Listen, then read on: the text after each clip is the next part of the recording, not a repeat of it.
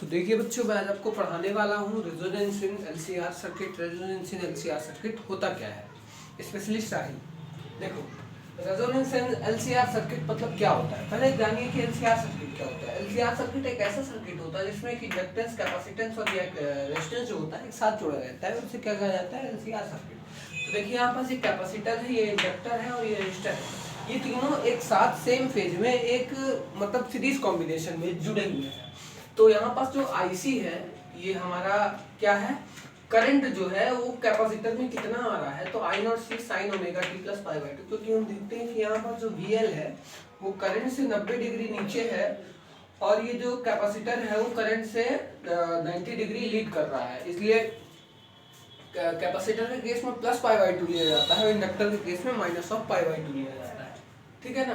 तो I L की equation बनती है I naught L sine omega T minus pi by two और आई सी की इक्वेशन बनती है I naught C sine omega T plus pi by two, क्योंकि करंट लीड करता है या करंट लैग करता है।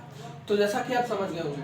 इसी तरह लेकिन इस केस में रेजिस्टेंस की जो वैल्यू होती है, रेजिस्टेंस में जो करंट की वैल्यू होती है आई आर, वो होती है I naught R sine of omega T, because omega T इसलिए होती है क्योंकि करंट और ये आई आर और वी आर जो होते हैं ये क्या होते हैं, सेम फेज में होते हैं। क्या होते हैं, सेम फेज में। सेम फेज में होने की वजह से इन दोनों में ना करंट लीड करता है ना करंट लैग करता है, क्योंकि करंट की डायरेक्शन में ही क्या चलता है, हमारा वोल्टेज चलता है, या वो कह सकते हैं कि वाइस वर्सा वोल्टेज की डायरेक्शन में हमारा क्या चल रहा है, करंट चल रहा है। ठीक है ना। तो इसलिए I naught R sine omega T ये जो होता है पीक वैल्यू ऑफ करंट है, पीक वैल्यू ऑफ करंट है, इसे कहते हैं पीक वैल्यू ऑफ करंट। इसे आरएमएस करंट भी कह सकते हैं, एवरेज करंट भी कह सकते हैं, नेट करंट भी कह सकते हैं। ठीक है ना। तो अब मैं आपको क्या बताने वाला हूँ, रेजोनेंस क्या कहलाता है। कोई भी सर्किट में रेजोनेंस की कंडीशन कब आती है, रेजोनेंस की कंडीशन किसी भी सर्किट में कब तब आती है। हम जैसे एलसीआर सर्किट पढ़ रहे थे तो उसमें दो कंडीशन हमने पढ़ी थी, जब वी नॉट सी जो है वी नॉट एल से बड़ा हो या V naught L V naught C से बड़ा हो। लेकिन अब हम पढ़ने वाले हैं रेजोनेंस की कंडीशन जहाँ की वीएल जो होगा वीसी के बराबर हो जाएगा। वीएल क्या होगा, वीसी के बराबर हो जाएगा। तो इसको मिटा देता हूँ मैं,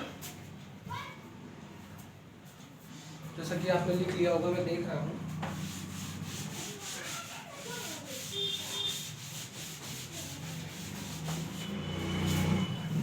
देखिए बच्चों, रेजोनेंस की कंडीशन में क्या होता है कि हमारा ये थर्ड कंडीशन होती है, थर्ड केस होता है किसी भी एलसीआर सर्किट का। थर्ड केस क्या होता है, थर्ड केस होता है जहाँ की वी नॉट वीएल की वैल्यू जो होती है वीसी के बराबर हो जाती है। हम जानते हैं जेड की वैल्यू क्या होती है, under root of R square XL minus XC का आर स्क्वायर और under root XL minus XC का होल स्क्वायर। तो इसका मतलब अगर हम इसकी वैल्यू रखेंगे तो वीएल वीसी के बराबर हो जाएगा। इसका मतलब दिस इंप्लाइज एक्सएल भी एक्ससी के बराबर हो जाएगा।